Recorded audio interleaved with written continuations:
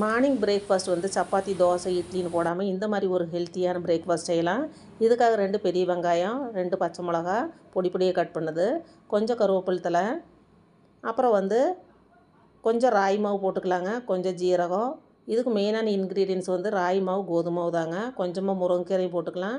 4 பச்சை மிளகா மிக்சியில் போட்டு இந்த மாதிரி கொரகொரப்பாக அரைச்சி எடுத்து அதையும் சேர்த்து நல்லா சப்பாத்தி மாவு காட்டும் நல்லா பிசைஞ்சு எடுத்துக்கலாம். கொஞ்சம் கொல கொலப்பாக இருக்கணும், அப்போ தான் ரொட்டி தட்டுறதுக்கு கரெக்டாக இருக்கும். இப்போ தோசைக்கல் அடுப்பில் வச்சுக்கலாங்க. கல் நல்லா காஞ்சதையும் 1 ஸ்பூன் அளவு எண்ணெய் ஊற்றி இந்த மாதிரி நல்லா தட்டி எடுத்துக்கலாம் மாவை. எந்த அளவுக்கு உங்களால் வந்து லேசாக தட்ட முடியுமோ அந்தளவுக்கு தட்டிக்கலாங்க. இப்போ வந்து நல்லா எண்ணெய் கொஞ்சம் தாராளமாக ஊற்றி செய்யலாம், அப்போ தான் நல்லா மொறுமொறுன்னு நல்லா டேஸ்ட்டாக இருக்கும். ஒரு பக்கம் வெந்துருச்சு, அடுத்த பக்கம் திருப்பி போட்டு கொஞ்சமாக எண்ணெய் ஊற்றிக்கலாங்க.